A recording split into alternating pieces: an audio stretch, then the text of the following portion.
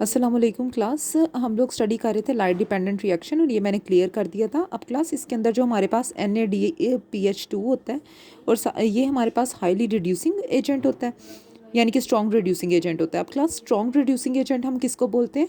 हम strong reducing agent हम उसको बोलते हैं जिसके अंदर वाफर मिकदार में हाइड्रोजन और इलेक्ट्रॉन प्रेजेंट हो और वो किसी और को अपने हाइड्रोजन और इलेक्ट्रॉन दे सकते हो, उनके अंदर ऐड करवा सकते हो, मीन्स कि उनको रिड्यूस करने की पावर हो। अब क्लास ये जो हमारे पास NaDPH2 है और साथ में ATP है, ये मूव करेंगे डार्क रिएक्शन में। ये ऊपर हमारे पास लाइट रिएक्शन था और ये हमारे पास डार्क रिएक्शन के पैराग्राफ लिखा हुआ है, यहाँ पे मूव करेंगे। अब क्लास लाइट इंडिपेंडेंट रिएक्शन की मैंने यहाँ पे समरी लिखी है। लाइट इंडिपेंडेंट रिएक्शन को हम लोग डार्क रिएक्शन भी कहते हैं। इसके लिए क्लास हमें जो दो चीज़ें रिक्वायर्ड होती हैं वो NaDPH2 और साथ में ATP रिक्वायर्ड होता है, जो कि हमारे पास ऊपर वाले पैराग्राफ के अंदर, जो कि हमारा पैराग्राफ था लाइट डिपेंडेंट रिएक्शन, यानी कि लाइट रिएक्शन के अंदर हमारे पास ये दोनों चीज़ें बनी थी। ये दोनों चीज़ें हमारे पास लाइट इंडिपेंडेंट रिएक्शन के अंदर आई हैं। और क्लास अब ये क्या करेगी, NaDPH2 जो है वो प्रोवाइड करता है, क्योंकि ये हाईली रिड्यूसिंग एजेंट है, मेरा मतलब स्ट्रॉन्ग रिड्यूसिंग एजेंट है, तो ये प्रोवाइड करेगा इलेक्ट्रॉन और हाइड्रोजन। और क्लास ये अपना इलेक्ट्रॉन और हाइड्रोजन जो है वो किसको देगा? कार्बन डाइऑक्साइड को देगा। जबकि हमारे पास जो ATP होगा वो क्या करेगा, उसके अंदर एनर्जी होती है और वो किस फॉर्म में होती है? केमिकल एनर्जी की फॉर्म में। वो ये एनर्जी जो है वो किसको देंगे? कार्बन डाइऑक्साइड को देंगे। अब प्लस ये दोनों मिलके क्या करेंगे? कार्बन डाइऑक्साइड को के अंदर, क्योंकि हाइड्रोजन ऐड हो रहा है और साथ में गेन ऑफ इलेक्ट्रॉन हो रहा है, इसका मतलब कार्बन डाइऑक्साइड क्या हो रहा है? रिड्यूस हो रहा है। तो क्लास ये दोनों मिलके क्या करेंगे? कार्बन डाइऑक्साइड को रिड्यूस करवा देंगे, किसके अंदर? शुगर के अंदर। तो ये हमारे पास जो सा रिएक्शन है ये इन दी एब्सेंस ऑफ लाइट होता है। एब्सेंस ऑफ लाइट, इसको लाइट रिक्वायर्ड नहीं होती, इस वजह से हम लोग इसको लाइट इंडिपेंडेंट रिएक्शन बोलते हैं। अब क्लास हमारे पास नेक्स्ट टॉपिक है light dependent reaction. Light dependent reaction में हम लोगों ने देखना है अब क्लास फोटोसिंथेसिस जो सा होता है वो हमारे पास किसकी मदद से हो रहा होता है? सनलाइट की वजह से। सनलाइट जो सी होती है क्लास, उसको कौन एब्जॉर्ब कर रहा होता है? Photosynthetic pigments. अब क्लास सनलाइट जितनी भी फोटोसिंथेटिक पिगमेंट एब्जॉर्ब कर रहे होते हैं वो यूज़ होती है फोटोसिंथेसिस के प्रोसेस के लिए। अब क्लास हमारे पास यहाँ पे क्या होता है कि सारे के सारे फोटोसिंथेटिक पिगमेंट, यानी कि ये वो पिगमेंट्स होते हैं जो क्या करते हैं? सनलाइट को एब्जॉर्ब करते हैं और उसको कन्वर्ट करते हैं केमिकल एनर्जी के अंदर। तो क्लास ये जो पिगमेंट्स होते हैं ये क्या कर रहे होते हैं? ये जो सारे पिगमेंट्स होते हैं ये अरेंज हो जाते हैं एक थैलाकॉइड मेम्ब्रेन के अंदर, इकट्ठे हो जाते हैं, उसके अंदर प्रेजेंट होते हैं एक साथ, जिसको हम लोग क्या कहते हैं क्लास? इसको हम लोग फोटो सिस्टम बोलते हैं। यहाँ पे फोटो सिस्टम की डेफिनेशन भी लिखी है कि फोटोसिंथेटिक पिगमेंट जब क्लस्टर के अंदर ऑर्गेनाइज हो जाते हैं तो हम लोग उसको क्या कहते हैं? फोटो सिस्टम कहते हैं। और क्लास फोटो सिस्टम का काम क्या होता है? ये क्या करते हैं? सोलर एनर्जी को एब्जॉर्ब करते हैं, यानी कि सनलाइट को एब्जॉर्ब करते हैं और उसको यूटिलाइज करते हैं, यानी कि आगे इस्तेमाल करते हैं ATP NaDPH बनाने के लिए। और ये सारा किस में हो रहा होता है? थैलाकॉइड मेम्ब्रेन के अंदर। अब क्लास थैलाकॉइड मेम्ब्रेन हमारे पास क्लोरोप्लास्ट के अंदर प्रेजेंट होती है और हमारे पास क्लस्टर हम लोग गुच्छों को कहते हैं। नेक्स्ट हम लोग देख लेते हैं, स्टडी करते हैं स्ट्रक्चर ऑफ फोटो सिस्टम। अब क्लास ये कंप्लीट पैराग्राफ के ऊपर आप लोगों ने हेडिंग देनी है स्ट्रक्चर ऑफ फोटो सिस्टम की और ये डायग्राम ड्रॉ करनी है। अब class structure of photo system के अंदर जो फर्स्ट हमारे पास पॉइंट आ जाता है वो हमारे पास है एंटीना।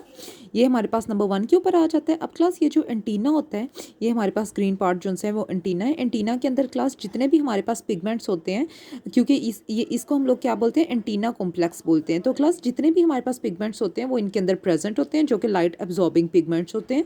और इन सब का काम क्या होता है? ये लाइट को एब्जॉर्ब करते हैं। इनके अंदर हमारे क्लोरोफिल A, क्लोरोफिल B और कैरोटीनाइड प्रेजेंट होते हैं, जो कि तीनों एज अ पिगमेंट काम कर रहे होते हैं, यानी कि लाइट को एब्जॉर्ब कर रहे होते हैं। और इनका काम क्या होता है? ये लाइट को एब्जॉर्ब करते हैं और उसको चैनलाइज करते हैं किसके पास? रिएक्शन सेंटर के पास। रिएक्शन सेंटर अब क्लास हमारे पास होता है और क्लास चैनलाइज का मतलब हमारे पास होगा ट्रांसफ़र करना, यानी कि जितनी भी एनर्जी ये क्या करेंगे? एब्जॉर्ब करेंगे, उसको कहाँ पे ट्रांसफ़र कर देंगे? रिएक्शन सेंटर के पास ट्रांसफ़र कर देंगे। और ये हमारे पास सेकेंड पार्ट आ जाता है रिएक्शन सेंटर। अब क्लास ये यहाँ पे फोटोन हमारे पास क्या होता है? पैकेट ऑफ लाइट एनर्जी होता है। ये क्लास एनर्जी यहाँ पे आई है और ये जो उनसे हमारे पास है एंटीना है, इन्होंने क्या किया? उसको ट्रांसफ़र किया किसके पास? रिएक्शन सेंटर के पास। अब क्लास रिएक्शन सेंटर हमारे पास यहाँ पे भी लिखा हुआ है, ये भी रिएक्शन सेंटर है, ये भी रिएक्शन सेंटर है। अब क्लास रिएक्शन सेंटर की हम लोग बात करते हैं। रिएक्शन सेंटर क्लास हमारे पास 2 टाइप्स के होते हैं, एक वो जिसके अंदर प्राइमरी इलेक्ट्रॉन एक्सेप्टर होता है और एक वो जिसके अंदर क्लास क्लोरोफिल होता है। ये प्राइमरी इलेक्ट्रॉन एक्सेप्टर है इसके अंदर और इसके अंदर क्लोरोफिल A है।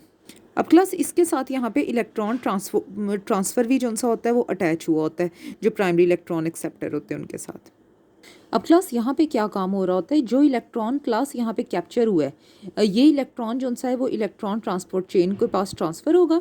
इलेक्ट्रॉन ट्रांसपोर्ट चेन जो सा है वो क्या करेगा, उस इलेक्ट्रॉन की मूवमेंट की वजह से एनर्जी जो सा है वो प्रोड्यूस करेगा और उसको स्टोर कर लेगा in the form of ATP. यानी कि इलेक्ट्रॉन ट्रांसपोर्ट जो सा है वो क्या करेगा, ट्रांसफर चेन जो सा है वो एटीपी जनरेट करेगा। अब क्लास में एक दफ़ा ये सारा प्रोसेस रिपीट कर देती हूँ। सबसे पहले हमारे पास एंटीना होते हैं। एंटीना के अंदर क्लास वो सारे पिगमेंट्स प्रेजेंट होते हैं, chlorophyll A, carotenoid, chlorophyll B. इस वजह से क्लास हम लोग इनको एंटीना पिगमेंट कॉम्प्लेक्स बोलते हैं। अब क्लास ये सारे जैसे ही फोटोन आता है, यानी कि लाइट एनर्जी जो सी इसके ऊपर पैकेट उसका फॉल करता है, ये सारे के सारे उसको क्या करते हैं, ट्रांसफ़र कर देते हैं नंबर 2 पार्ट के ऊपर, जिसको हम क्या कहते हैं, reaction centre. Reaction centre class 2 types के होते हैं। एक वो होता है जिसके अंदर क्लोरोफिल ए होता है, दूसरा वो होता है जिसके ऊपर प्राइमरी इलेक्ट्रॉन एक्सेप्टर लगा होता है।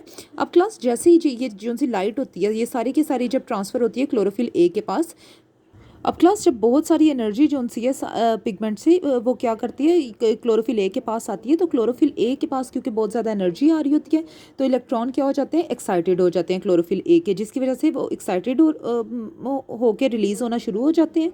अब क्लास ये जो इलेक्ट्रॉन रिलीज़ होते हैं, इनको कौन एक्सेप्ट करता है, प्राइमरी इलेक्ट्रॉन एक्सेप्ट करता है और क्लास उनको ट्रांसफ़र कर देता है इलेक्ट्रॉन ट्रांसफ़र चेन के अंदर। इलेक्ट्रॉन ट्रांसफ़र चेन उन इलेक्ट्रॉन की मूवमेंट की वजह से क्या करती है, एनर्जी जनरेट करती है और उसको एनर्जी जो सी है वो बनाती है, और एनर्जी जो सी है वो किसकी फॉर्म में स्टोर कर लेती है, एटीपी की फॉर्म में।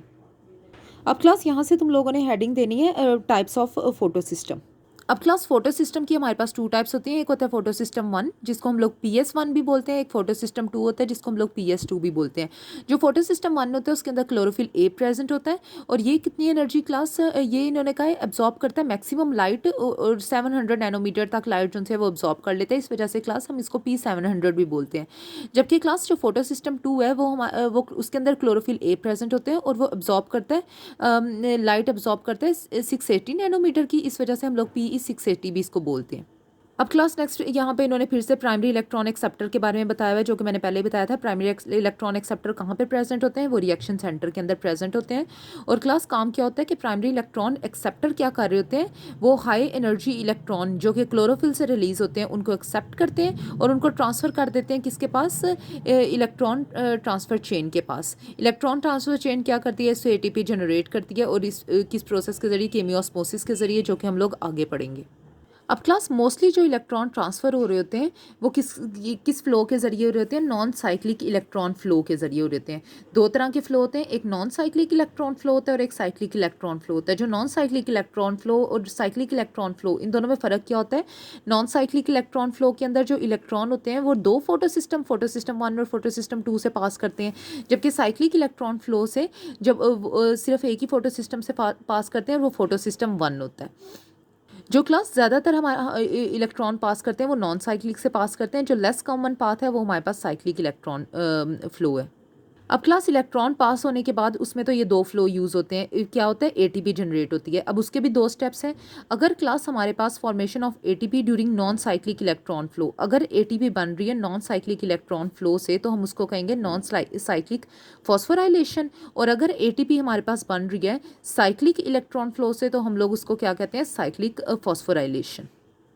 अब क्लास क्योंकि हमारे पास जो सा है वो ज़्यादा कॉमन कौन सा नॉन साइक्लिक इलेक्ट्रॉन फ्लो है, ये तो लेस कॉमन है, तो इस वजह से क्लास हम लोग कौन सा फॉस्फोराइलेशन यूज़ करते हैं, नॉन साइक्लिक फॉस्फोराइलेशन यूज़ करते हैं। तो क्लास नेक्स्ट टॉपिक हम लोग डिटेल से स्टडी करते हैं नॉन साइक्लिक फॉस्फोराइलेशन का।